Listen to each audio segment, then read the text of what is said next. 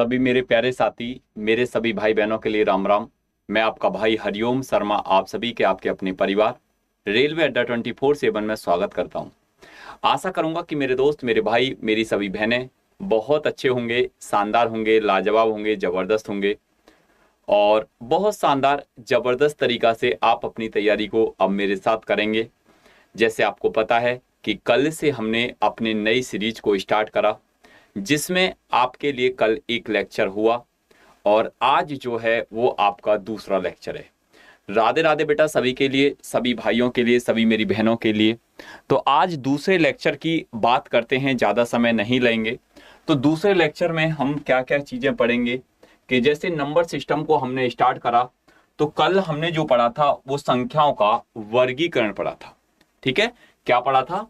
कल हमने जो कंप्लीट करा था क्लासिफिकेशन ऑफ नंबर, संख्याओं का वर्गीकरण। आज जो हम पढ़ेंगे वो डिविजिबिलिटी रूल, मतलब विभाजिकता के नियम। हमारा जो आज टाइप होगा वो टाइप नंबर दूसरा होगा। ठीक है, नमस्ते भैया, नमस्ते। तो हम बढ़िया तरीका से इस टाइप नंबर 2 को क्या करेंगे, कंप्लीट करेंगे। और टाइप नंबर 1 को हमने कल कंप्लीट कर लिया था, आज 2 को कंप्लीट करने वाले हैं। सबसे पहले मैं इसमें कॉन्सेप्ट आपको सिखाऊंगा, क्योंकि इसके जो कॉन्सेप्ट है, कॉन्सेप्ट से बाद में फिर हम यहां पर क्या करेंगे, इसके जो डिविजिबिलिटी रूल है इसके पहले कॉन्सेप्ट को पढ़ेंगे।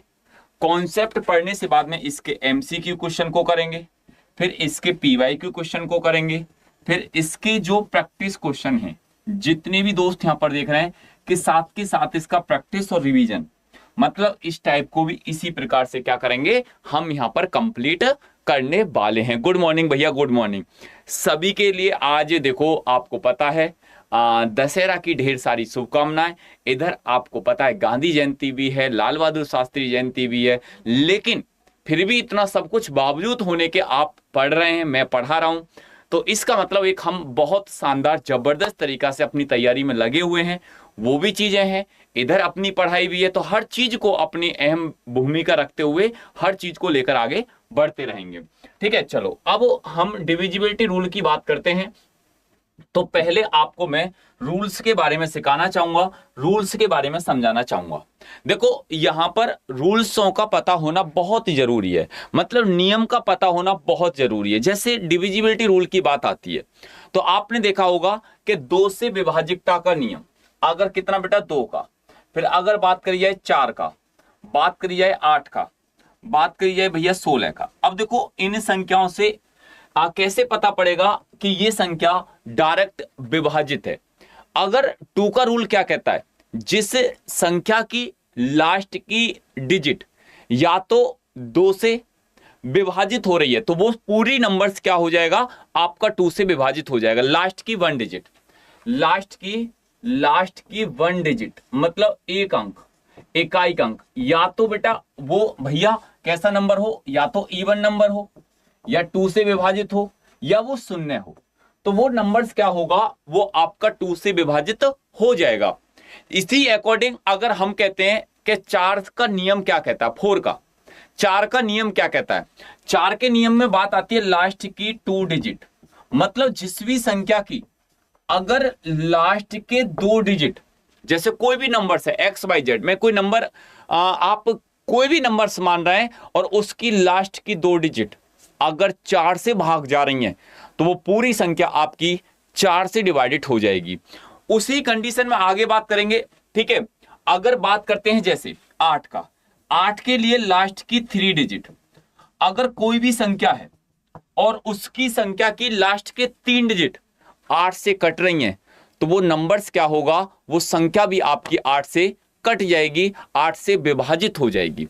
इसी प्रकार से 16 के लिए लास्ट की 4 डिजिट, मतलब अगर कोई भी नंबर है, कोई भी संख्या है और उसकी लास्ट की 4 डिजिट अगर आपकी भैया 16 से कट गई, वो कितना भी बड़ा नंबर हो वो 16 से आपका डिवाइडेड हो जाएगा।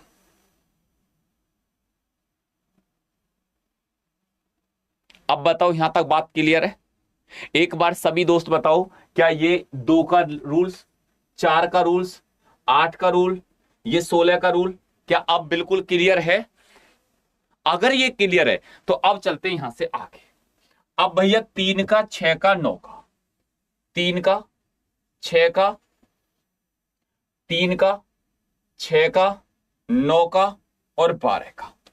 अब देखो 3 का रूल क्या कहता है, 6 का रूल क्या कहता है, 9 का रूल क्या कहता है, 12 का रूल क्या कहता है, इस बात पर अब हम यहां पर मध्य नजर ध्यान से सुनेंगे। देखो 3 का रूल कहता है कि अगर डिजिट का सम, अगर मेरे दोस्त कोई भी नंबर से और डिजिट का क्या भैया सम,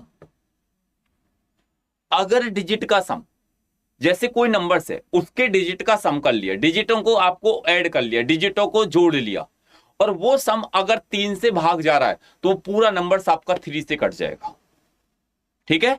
अब इसी प्रकार से 6 का रूल क्या कहता है कि जो संख्या 2 और 3 से अगर विभाजित होगी तो ये मानो कि बेटा वो संख्या भैया वो 6 से भी कट जाएगी। जो संख्या 2 से और 3 से कटेगी वो 6 से भी कट जाएगी।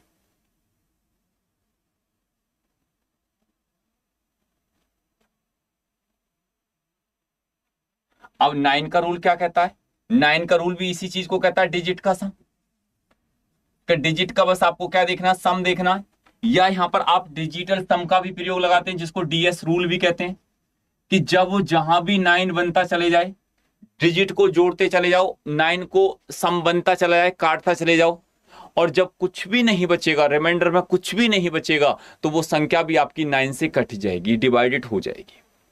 ठीक है।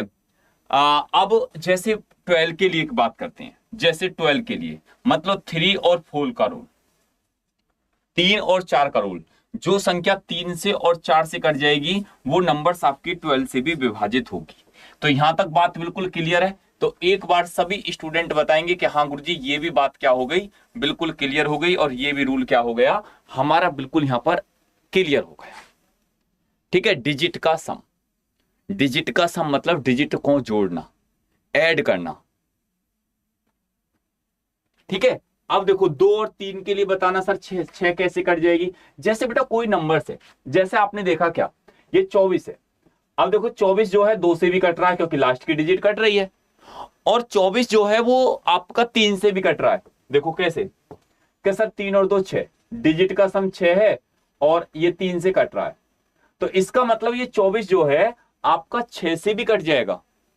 ठीक है। जैसे अब 21 है, अब 21 जो है आपका दोस्त 2 से नहीं कट रहा, तो ये 6 से नहीं कटेगा, बात खत्म। ठीक है। अब चलते हैं यहां से आगे। सर आप बहुत अच्छा पढ़ाते हो। ठीक है। आगे चलते हैं और आगे की बात करते हैं, आगे की बात करते हैं। जितने भी दोस्त यहां पर देख रहे हैं, अब बात करते हैं बेटा 5 के लिए भैया, 10 के लिए। अब 5 और 10 के लिए 5 का नियम कब लागू होगा, 5 से कौन सी संख्या डिवाइडेड होगी, 5 से वो नंबर से डिवाइडेड होगा जिसका यूनिट डिजिट या तो 0 होगा या आपका 5 होगा, या तो 0 होगा या भैया उसका डिजिट जो है यूनिट डिजिट, यूनिट डिजिट या तो 0 होगा या खुद 5 होगा, तो वो संख्या आपकी 5 से कट सकती है। 10 से वो नंबर्स कटेगा जिसका यूनिट डिजिट की बात करी जाए तो यूनिट डिजिट जिस भी नंबर्स का 0 होगा तो वो संख्या आपकी कट जाएगी। तो ये बात आपको यहां पर ध्यान रखनी है। इस पॉइंट को आप मध्य नजर रखते हुए यहां पर चीजों को आगे लेकर चलेंगे। ठीक है। अब चलते हैं यहां से आगे। सर अब आप कैसे हैं, मैं बढ़िया हूं, और चलते हैं यहां से आगे की बात, चर्चा की आगे को बढ़ाएंगे, आगे को चीजों को लेकर चलेंगे। अब जैसे आपने देखा सर 9 के लिए रूल बताओ, 9 के लिए और 11 के लिए, 11 के लिए देखो 11 का रूल क्या कहता है। 11 का रूल सबसे ज्यादा इंपॉर्टेंट है अगर इस रूल्स की बात करी जाए, 11 के रूल्स की। ये कहता है कि ऑड डिजिट और इवन डिजिट, मतलब ऑड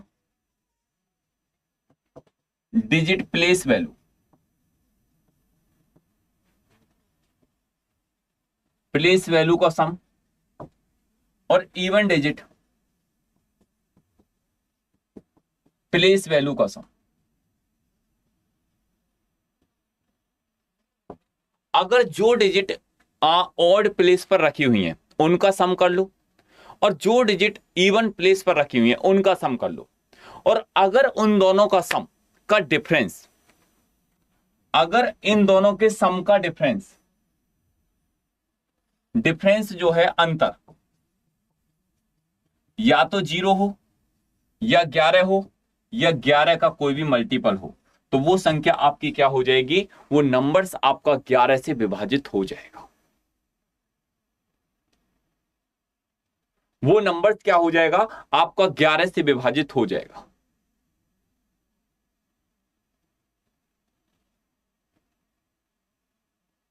ठीक है, तो ये बात ध्यान रखना 11 के रूल के लिए। तो अब यहां पर जितने भी साथी हैं, अब मेरे दोस्त अब चलेंगे, हमने कॉन्सेप्ट को सीखा। देखो मैंने यहां पर रूल्स लिख भी रखे हैं, क्योंकि आपको जितने भी साथी यहां पर देख रहे हैं, देखो 2 के लिए लास्ट की अंतिम अंक 2 से विभाज्य होना चाहिए, 4 के लिए अंतिम 2 अंक 4 से विभाज्य होना चाहिए, 3 के लिए अंतिम 3 अंक 4 से विभाज्य होना चाहिए, 16 के लिए अंतिम 4 अंक 4 से विभाज्य होना चाहिए। ठीक है, उसी प्रकार से 3 और 9 के लिए देखो 3 अंकों का योग 3 से विभाज्य होना चाहिए, 9 का अंकों का योग 9 से विभाज्य होना चाहिए। 3 और 9 का नियम, दोनों नियम आपको बता दिए मैंने, वैसे भी लिखकर समझा दिए हैं। ठीक है, 5 के लिए अंतिम 0 या 5 होना चाहिए यूनिट डिजिट। 25 के लिए अंतिम 2 अंक 25 से विभाज्य होने चाहिए। आगे चलते हैं।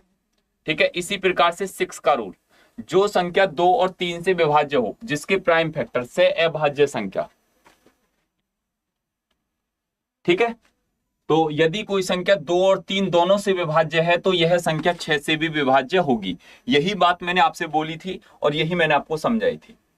तो ये सारी चीजें आप यहां पर 11 का नियम, यदि विषम स्थानों के अंकों का योग और सम स्थानों के अंकों के योग के बराबर है तो अंतर 0 या 11 का गुणांक है, तो वो संख्या 11 से विभाजित हो जाएगी। ठीक है, अब हम यहां पर चलेंगे कहां पर मेरे दोस्त, एमसीक्यू पर। पहले ये बताओ कि अब आप कि यहां तक बातें क्लियर हो गई। अब एमसीक्यू सवालों पर चलें। अब धड़ाधड़ सवालों को निकालना, क्योंकि अब चीजें तुम समझ चुके हैं। फिर एमसीक्यू से बाद में पीवाईक्यू, वे सारी चीजें यहां पर, इसको पूरे टॉपिक को बढ़िया तरीका से रट के जाना आज। ठीक है, देखो चलो मेरे दोस्त, पहला सवाल, क्वेश्चन नंबर पहला, बताओ क्वेश्चन नंबर पहले सवाल का आंसर क्या बनेगा। बताओ भैया, पहले सवाल का आंसर क्या बनेगा। सर 10 AM वाली क्लास से कॉन्सेप्ट अच्छे से क्लियर हो रहे हैं, थैंक यू सर। तो ये बेटा कॉन्सेप्ट वाली क्लास कंटिन्यू चलती रहेगी, आप बिल्कुल परेशान मत होना।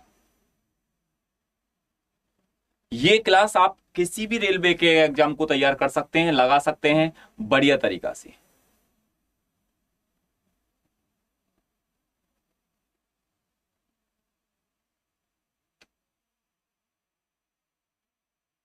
ठीक है, बताओ निम्नलिखित विकल्पों में से कौन सा 11 से विभाज्य है। बताओ कौन सी संख्या 11 से विभाज्य है भैया।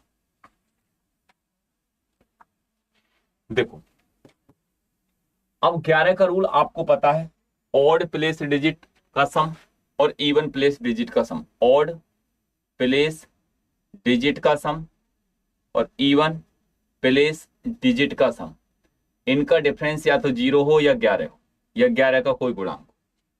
अब जब हमने इसको सॉल्व करा, 9 और 2 11, 11 में 0 जोड़ दिया, 11 और 8 19, 9 दूनी 18, 18 और 4 22, आंसर नहीं होगा। ठीक है, 9 और 2 11, 11 में 0 जोड़ दिया, 11 और 8 19, 7 और 9 16, 16 और 4 20, आंसर नहीं होगा। 9 और 2 11, 11 में 0 जोड़ा, 11 और 8 19, 9 और 6 15, 15 और 4 19, मतलब ये हो गया भैया सी। 19 और 19, इसका अंतर 0 हो गया और इसका मतलब 11 का रूल यहां पर अप्लाई हो गया, तो आंसर सी हो गया। क्या होगा बेटा, सी आपका राइट आंसर होगा भैया। ठीक है, अगला नेक्स्ट सवाल बताओ, कौन सा विकल्प 9 से विभाज्य है? कौन सा विकल्प 9 से विभाज्य है? सी आंसर होगा भैया। हाँ भैया, सी हो गया। कौन सा विकल्प 9 से विभाज्य है? अब 9 का रूल आपके दिमाग में रट जाने चाहिए, डिजिट का सम।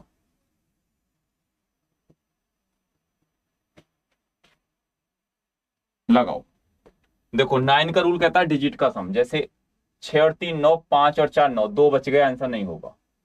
6 और 3 9, 6 7 8 और 1 9, बिल्कुल बात खत्म, बी आंसर हो गया। अब आप आगे देखने की जरूरत भी नहीं है, आप आगे देखने की जरूरत भी नहीं है कि सर आगे भी देखकर काम चलेगा, नहीं, यहीं रुक जाओ। अगला नेक्स्ट सवाल, क्वेश्चन नंबर 3, एक्स का न्यूनतम मान क्या होगा जिसमें संख्या 8, एक्स, 5, 2, 1 और 5 कितने से, मतलब 9 से विभाज्य है, 9 से। और 9 का रूल कहता है डिजिट का सम। 9 का रूल क्या कहता है? डिजिट का सम। 9 का रूल क्या कहता है? डिजिट का सम। तो आप यहां पर कैसे देख सकते हैं, आप यहां पर कैसे कर सकते हैं? आप कहोगे कि सर देखो, अगर हमने इसको सॉल्व करा, 5 और 5 10 और 8 18, अब बचा क्या, 2 और 1 3। अब मैं इस x में क्या जोड़ दूं कि जो 9 बन जाए, इस 3 में मैं क्या जोड़ दूं कि जो 9 बन जाए। तो आप कहोगे कि भैया 6 जोड़ दो, 6 जोड़ दो।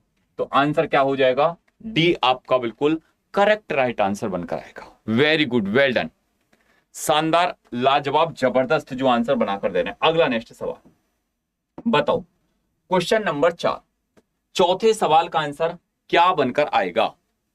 क्वेश्चन नंबर चौथे सवाल का आंसर क्या बनकर आएगा? एक बार सभी स्टूडेंट, सभी भाई मेरे, सभी मेरी बहनें बताओ, चौथे सवाल का आंसर क्या बनेगा? चौथे सवाल का आंसर क्या बनकर आएगा? ठीक है, देखो अब ध्यान से सुनो गौर से कि 4 अंकों की संख्या x, 5, 8, y और कितने से, अगर देखा जाए तो गुरुजी 9 से विभाज्य है, 9 से पूरी तरीका से विभाज्य है। तो x प्लस y का न्यूनतम मान क्या होगा? कि x और y की जगह ऐसी क्या वैल्यू रखी जाए जो भैया दोनों का न्यूनतम मान हो जाए? देखो पहले इनको जोड़ लो, 8 और 5 13, ये हो जाएगा 13 प्लस के x प्लस के y। अब x प्लस y की जगह क्या रखूं जो 18 बन जाए, 3 और 1 4। तो आप कहोगे क्या सर यहां पर जो रखा जाएगा वो 5 रखा जाएगा, क्योंकि 13 और 5 18 होता है, 13 और 5 18 होता है। तो यहां पर जो बात बन जाएगी वो 5 रखने से बात बन जाएगी। बी आपका राइट आंसर हो जाएगा। कितना हो जाएगा? वो बी आपका बिल्कुल परफेक्ट करेक्ट राइट आंसर बनकर आएगा। अगला नेक्स्ट सवाल बताओ, क्वेश्चन नंबर 5 बताओ भैया, 5वें सवाल का आंसर क्या बनेगा? थोड़ा स्पीड को पकड़ के चलो क्योंकि अभी काफी सवाल निकलवाने हैं यहां पर। अब देखो देखो ये क्या कहता है बेटा, 4 3n, और ये कहता है कि 4 3n में 9 से विभाज्य n के किस मान के लिए? तो n की जगह आपको क्या रखना होगा? अगर डिजिट का आपने सम करा कि 4 और 3 7, तो 7 में n जोड़ दिया, तो 7 प्लस के n। अब n की जगह सर 2 रख दो, क्योंकि 7 और 2 क्या होता है? 9 होता है। आंसर आपका क्या बन जाएगा? यहां पर बी आपका करेक्ट राइट आंसर बनेगा। वेल डन, वेरी गुड, शानदार, लाजवाब, जबरदस्त। अगला नेक्स्ट सवाल, अगले नेक्स्ट सवाल पर चलते हैं। क्वेश्चन नंबर 6 सवाल बताओ, 9 से संख्या विभाज्य है, मतलब 6ठे सवाल का आंसर क्या बनेगा? क्वेश्चन नंबर 6ठे सवाल का आंसर क्या बनेगा? चैनल को सब्सक्राइब कर लेना भैया, जो स्टूडेंट नए भाई बहन मेरे जुड़े हैं इसमें, इस क्लासेस के अंतर्गत। देखो अब ये 965 x475, और जब आपने इसको देखा तो ये कहता है कि सर 9 से विभाज्य है, और जब 9 से विभाज्य है तो x का मान आपको निकालना है। तो आप यहां पर क्या करोगे कि ये तो 9 समाप्त, बिल्कुल खत्म, ये 5 और 4 ये भी 9 समाप्त। अब जो नंबर्स आपका यहां पर कट रहा है, देखो 6 और 7 13, 13 5 18, 18 एक ऐसा नंबर से ये भी कट गया, तो x बचा। अब x की जगह क्या रखा जाए? कुछ तो नहीं बच रहा। जब कुछ नहीं बच रहा तो आपको x की जगह न्यूनतम वैल्यू आप 0 रखोगे। क्या रखोगे भैया? जीरो रखोगे और ए आपका राइट आंसर हो जाएगा। ठीक है, अब नेक्स्ट सवाल पर चलते हैं। बताओ क्वेश्चन नंबर 7वां सवाल, 72 से विभाज्य नहीं है। अब आधे कहेंगे कि गुरुजी हमें 72 का टेबल नहीं आता। कोई बात नहीं, एक बार कोशिश करो कि 72 को कैसे ब्रेक किया जा सकता है, 72 को कैसे तोड़ा जा सकता है, 72 को किन दो हाईएस्ट संख्याओं में नंबर्स में तोड़ा जा सकता है। क्या तुमको 72 का टेबल नहीं आता? कोई बात नहीं, आपको जो टेबल आता है वो किसका आता है? वो सर हमको आता है 9 और 8 का, और 9 और 8 दोनों हाईएस्ट वैल्यू के 72 के फैक्टर कर दिए। तो लेकिन आपको ये भी पता होता है कि 9 का रूल क्या है और 8 का रूल क्या है, और ये कह रहा विभाज्य नहीं है, ये नहीं कह रहा कि विभाज्य है, सवाल कहता है कि कौन सी संख्या विभाज्य नहीं है। तो जो संख्या 9 से और 8 से अगर नहीं कट रही होगी इन चारों ऑप्शन में, वही संख्या आपकी विभाज्य नहीं होगी। चलो अब एक बार चेक करते हैं, एक बार चेक करते हैं कि सर अगर हमने यहां पर देखा 8 का, 8 से 8 तिया 24, 8 पंजे 40 कट रहा है, 8 से ये भी संख्या कट रही है, 8 ने 72, 8 64 ये भी कट रही है, 8 चौक 32, 8 तिया 24 ये भी कट रही है। सर 8 से का रूल कहता है कि लास्ट की 3 डिजिट, और सभी 3 डिजिट कट रही हैं। अब बस आपको यह देखना है कि कौन सी संख्या ऐसी है जो 9 से नहीं कट रही। आपको क्या देखना है कि कौन सा नंबर ऐसा है कि जो 9 से नहीं कट रहा। अब चेक कर लेते हैं 9 के लिए। 9 का रूल देखो, 9 खत्म, बिल्कुल। अब सर यहां पर 5 और 3 8, 8 दूनी 16, 16 4 20, 20 और 7 27, और 27 का मतलब होता है 7 और 2 9। ये तो आंसर नहीं होगा, क्योंकि ये पूरी नंबर्स 9 से भी कट रहा है और 8 से भी कट रहा है। अब चलते हैं सर, यहां पर देखा जाए तो 8 और 1 9, बात खत्म। 6 दूनी 12, 12 और 4 और 2 6, 18, 18 का मतलब 8 और 1 9, ये भी नंबर्स कट रहा है, ये भी आंसर नहीं होगा। ठीक, अब देखो गुरुदेव इसको देखते हैं कि 8 और 4 12, 12 और 6 18, अब बचा कितना? 8 और 2 10, 10 का मतलब डिजिट का सम 1। सर यही सी आंसर होगा, क्योंकि यही एक ऐसा नंबर है कि जो आपका कितने से नहीं कट रहा। आप कहोगे कि भैया ये 9 से नहीं कट रहा, 8 से तो कट रहा है, लेकिन संख्या दोनों से कटनी चाहिए थी, नंबर्स दोनों से ही विभाजित होना चाहिए था। ठीक है, अब चलते हैं, सी होगा गुरुजी। हाँ बेटा, सी ही आंसर है। अगला नेक्स्ट सवाल। ठीक है, नेक्स्ट क्वेश्चन पर चलते हैं, और जितने भी साथी यहां पर देख रहे हैं, बताओ क्वेश्चन नंबर 9, मतलब क्वेश्चन नंबर 9 का आंसर बताओ, क्या आंसर बनेगा? बताओ कि ये संख्या 9 से विभाज्य है, तो स्टार के स्थान पर वो कौन सा अंक है? स्टार के स्थान पर वो कौन सा अंक है, कौन सी डिजिट है? बताओ। आप कहोगे कि भैया अगर डिजिट की बात करिए, अगर अंक की बात करिए, अगर डिजिट की बात करिए, तो यहां पर इस डिजिट को आप यहां पर लेते हैं, उतारते हैं, समझते हैं। देखो एक बात समझो, 7 4 और 6 और 8, ठीक, 3 और 2, स्टार 7 और 1, और ये कितने से? ये गुरुजी 9 से विभाज्य है। कितने से? ये 9 से विभाज्य है। और अगर ये 9 से विभाज्य है, तो अब एक बात बताओ, क्या आप इस रूल को नहीं लगा सकते? बिल्कुल लगा देंगे सर। 7 और 2 9 खत्म, 8 और 1 9, ये भी समाप्त। ठीक, जो भी नंबर्स कट रहे हैं अभी देख लो कौन कौन से कट रहे हैं। ठीक है, आप कहोगे कि सर अभी 6 और 3 9, ये भी समाप्त। अब बचा क्या? 7 और 4 11। अब 11 का मतलब 1 और 1 2, तो इसकी जगह क्या रखा जाएगा गुरुजी? 7 रखा जाएगा। तो आंसर क्या आएगा? आंसर आपका 7 आएगा, और 7 मतलब ए आपका राइट आंसर हो गया। कितना हो गया? ए आपका बिल्कुल परफेक्ट करेक्ट राइट आंसर बन गया। अगला नेक्स्ट सवाल, अगले नेक्स्ट सवाल पर चलते हैं। ठीक है, बताओ 12 से विभाज्य, 12 से, क्या 12 का तो नियम भी आपने पढ़ा था? 12 का तो नियम भी आपने पढ़ा था बेटा। 12 से विभाज्य, बताओ क्या आंसर होगा? अब ये हो गया 517, 517 और x 3 2 4 कितने से विभाज्य है भैया? ये 12 से विभाज्य। और 12 का रूल क्या कहता है कि जो संख्या 3 और 4 से विभाजित हो जाएगी, वो संख्या आपकी 12 से कट जाएगी। बताओ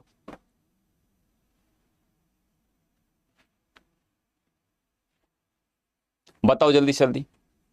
अब देखो, मतलब 4 का नियम तो यह है कि लास्ट की 2 डिजिट, ये तो सर कट रही है, 24 कट रहा है लास्ट की 2 डिजिट। लेकिन अब 3 का रूल लगाओ, देखो इनको जोड़ो। अगर जहां भी वैसे 3 बनना वहां भी खत्म करते चले जाओ, जहां 3 के मल्टीपल से बातें बन रही है। देखो 5 और 1 6, 6 और 7 कितना होगा 13, 13 और 3 16, 16 और 2 18, 18 और 4 22। अब आप कह दोगे कि सर ये हो गया 22 प्लस के x। अब x की जगह क्या जोड़ूं, इस 22 में क्या जोड़ूं कि जो संख्या 3 से कट जाए। तो आप कहोगे कि सर 3 से कटने पर ये 24 ही एक ऐसी संख्या होगी जो 3 से कटेगी। तो 22 और 2 24, तो आंसर जो होगा वो सी आपका राइट आंसर हो जाएगा। क्या हो जाएगा, वो सी आपका करेक्ट राइट आंसर बनकर आएगा। अगला नेक्स्ट सवाल, अगले नेक्स्ट सवाल पर चलते हैं। 11 का नियम भैया, अब आएगा मजा। बताओ 11 का नियम क्या है, विभाज्य है। तो बताओ यहां पर 11 का नियम क्या है। मैं पहले आपसे देखना चाहता हूं कि आप में से सबसे पहले इसका आंसर कौन निकाल कर देगा।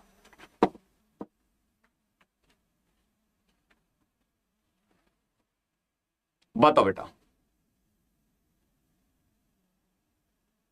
11 का नियम क्या होगा।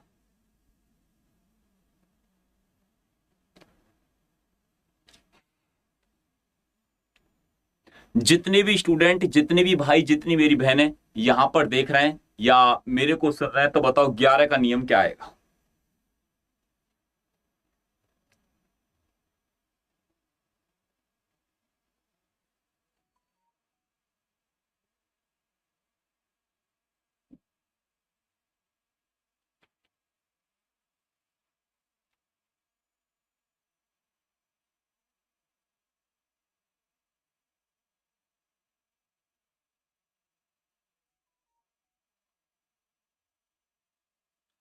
सर 24 होगा, देखते हैं। 24 ज्यादातर आंसर आ रहा है।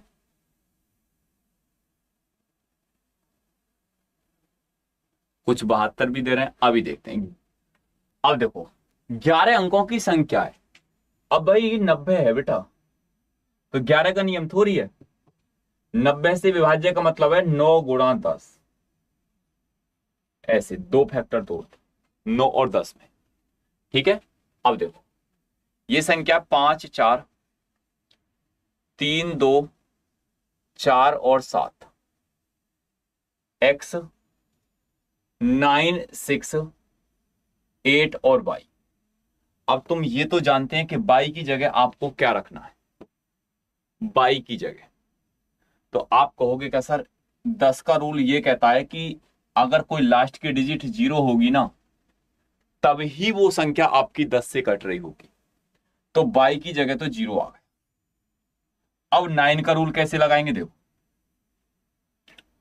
5 और 4 9, 7 अगर देखा जाए 7 और 3 10 और 8 18, ये भी कट गया। ठीक, ये 9 समाप्त, ये भी समाप्त हो गया। अब 4 और 2 6 और 6 ये रहा 12, 12 का मतलब हो गया 2 और 1 3। तो इसकी जगह क्या आएगा सर, इसकी जगह 3 में क्या जोड़ूं कि जो आपका 9 बन जाए। तो x की जगह 6 आएगा, x की जगह 6 आएगा। तो x बराबर तो हो जाएगा 6 और y बराबर हो जाएगा 0। तो आप कहोगे कि सर यहां पर जब आपने y बराबर 0, तो ये तो समाप्त, क्योंकि 0 में 5 की मल्टीप्लाई। तो x की वैल्यू जब 6 रखेंगे, 6 गुणा 4, तो आंसर क्या हो जाएगा 24 हो जाएगा मेरे दोस्त। क्या हो जाएगा 24 आपका राइट आंसर बनकर आएगा। कितना हो जाएगा 24 आपका करेक्ट राइट आंसर बनकर आएगा। अगला नेक्स्ट सवाल, अगले बेटा नेक्स्ट सवाल का आंसर बताओ। क्वेश्चन नंबर 12 बनाओ। 12वें सवाल का आंसर क्या बनेगा, एक बार सभी बनाओ कि 12वें सवाल का आंसर ये होगा। मतलब बताओ 12वें सवाल का, जितने भी साथी यहां पर देख रहे हैं, 12वें सवाल का आंसर क्या बनेगा। देखो जैसे नंबर से देखा आपने 5 6 5 6 5 6, x 5 और 2। अब वो कहता है कि 72 से विभाज्य है, 72 से। अब 72 का मतलब जो संख्या 9 और 8 से विभाज्य होगी, कितने से? 9 और 8 से विभाज्य होगी। तो आप एक काम कर सकते हैं, क्या? एक काम ये कर सकते हैं कि सर अब 8 का नियम तो ये कहता है लास्ट की 3 डिजिट, ये रही संख्या तीनों, लास्ट की तीनों डिजिट। अब यहां पर जैसे आपने क्या वैल्यू रखूं कि जो नंबर्स आपका x की जगह ये पूरी संख्या कट जाए। गुरुजी एक रख लेते हैं, एक रखने से 152 8 से कटेगा क्या? तो 2 रख लो भाई, अगर देखा जाए तो 2 रख लो। क्या सर 252 जो होगा वो 8 से कटेगा? तो सर यहां पर तो x की वैल्यू ही निकालनी है। तो आप 9 से भी तो देख सकते हैं कि देखो जैसे आपने देखा क्या कि 6 और इनको सबको जोड़ लो, 5 10 5 15 और 6 दूनी 12 13 14 29। अब ये 29 तो हो गया, ठीक है, ये 29 तो हो गया।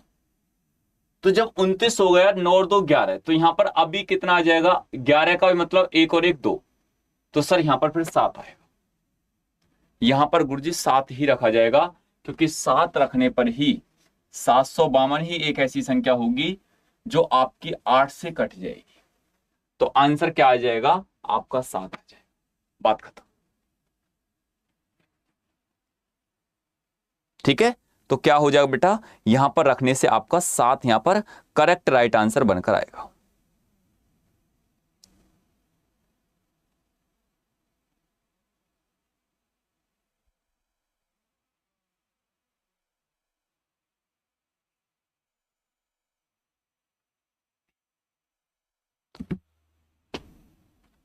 किसी को अब कोई दिक्कत? चलो अगला नेक्स्ट सवाल, अगले नेक्स्ट सवाल पर चलते हैं। बताओ बेटा इस सवाल का भैया आंसर क्या बनेगा? क्वेश्चन नंबर 14, क्वेश्चन नंबर 14, 14वें सवाल का आंसर क्या बनेगा?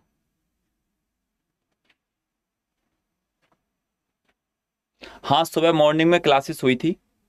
और देखो अब ये क्या कहता है सवाल कि जैसे आपने इस नंबर्स को देखा, ठीक, 389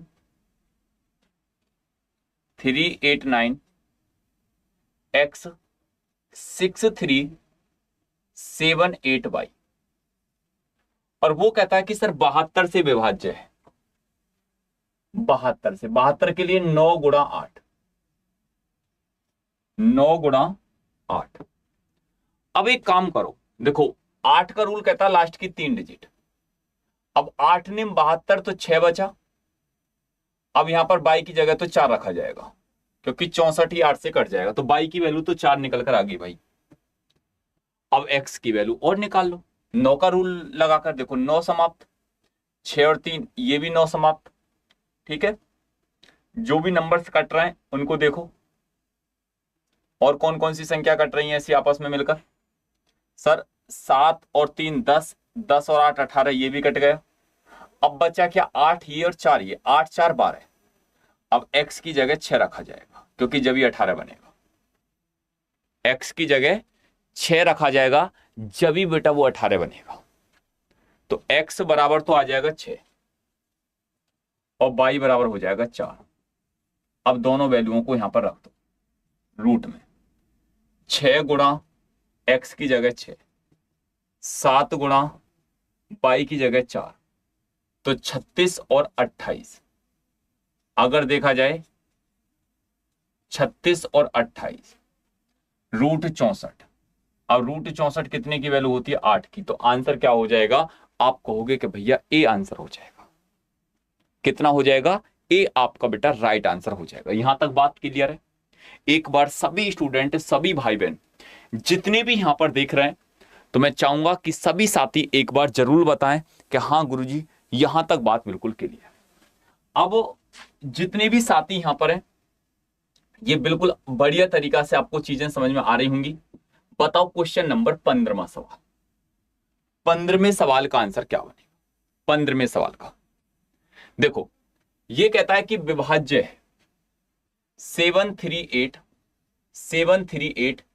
A6A कितने से 11 से, 11 का रूल ऑड और इवन वाला लगाओ, 7 और 8 15, 15 और 6 21, तो ये तो हो जाएगा भैया 21। अब इसको जोड़ो 3A और A, ये हो जाएगा 2A प्लस के 3।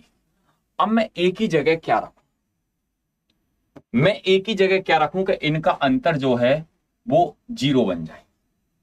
एक ही जगह मैं क्या रखूं? अब आप कहोगे कि भैया एक ही जगह 9 दूनी 18, 18 और 3 21 हो गया, एक ही जगह 9 रख दो, क्योंकि 9 गुणा 2 18 और 3 21 ही होता है, और ऊपर कितना 21 ही है, तो यहां पर एक ही वैल्यू जो आ जाएगी वो 9 आ जाएगी। कितनी आ जाएगी? वो 9 आ जाएगी। जो एक ही वैल्यू होगी वो 9 होगी।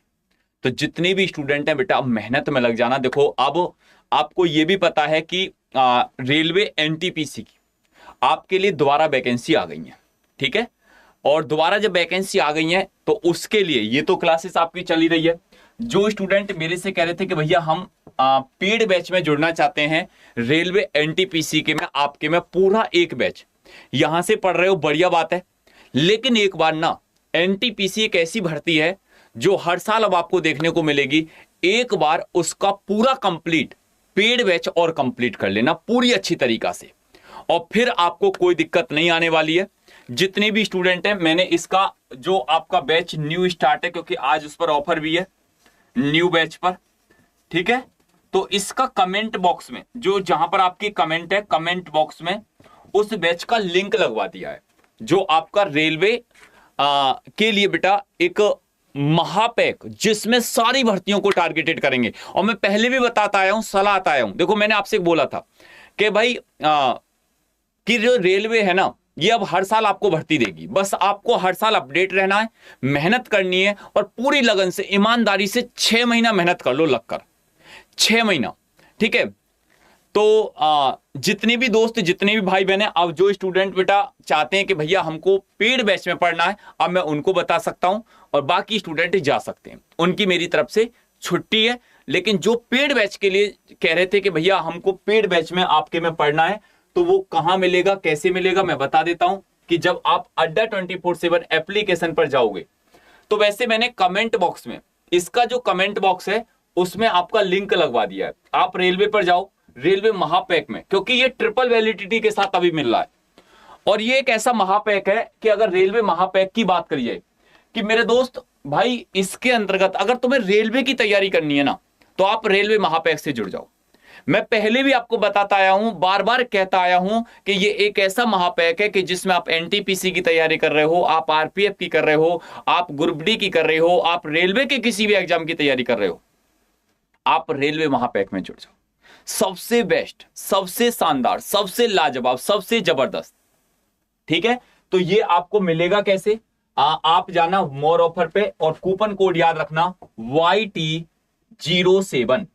क्या लिखना भैया? YT07। जैसे ही अप्लाई करोगे तो ये ट्रिपल वैलिडिटी का मतलब क्या होता है कि सर, ट्रिपल वैलिडिटी का मतलब ये है कि जो बैच आपको पहले 6 महीने के लिए था, अब 6 + 6 + 6 मतलब 18 महीने तक आपके पास ये बैच रहेगा, जिसमें आप एनटीपीसी की तैयारी करो, जिसमें आप ग्रुप डी की तैयारी कर रहे हो, आरपीएफ की कर रहे हो, एएलपी की कर रहे हो, टेक्नीशियन की कर रहे हो, मतलब रेलवे का कोई भी एग्जाम है, रेलवे का कोई भी एग्जाम है, तो उसमें सबसे बेस्ट आपके लिए रेलवे महापैक, ठीक है। तो जितने भी साथी, अगर आप कोई भी अड्डा से बैच लेते हैं, आप कूपन कोड याद रखना YT07, अधिकतम डिस्काउंट पाना। और अगर आप, मेरी सलाह तो यही मानना कि अगर आप रेलवे की तैयारी कर रहे हैं तो आप रेलवे महापैक से एक बार जरूर जुड़ना। मेरे कहने से मैं आपको एक सलाह, बड़े भाई, छोटे भाई, एक गुरु होने के नाते यही सलाह दूंगा कि एक ऐसा महापैक है जो एक होता ना सागर, भाई एक छोटी छोटी नदी बह रही है कि सर अलग अलग अलग अलग, इसमें सब कुछ आपको मिलेगा। ऐसी कोई चीज नहीं है कि जो इस रेलवे महापैक में नहीं है, ठीक है।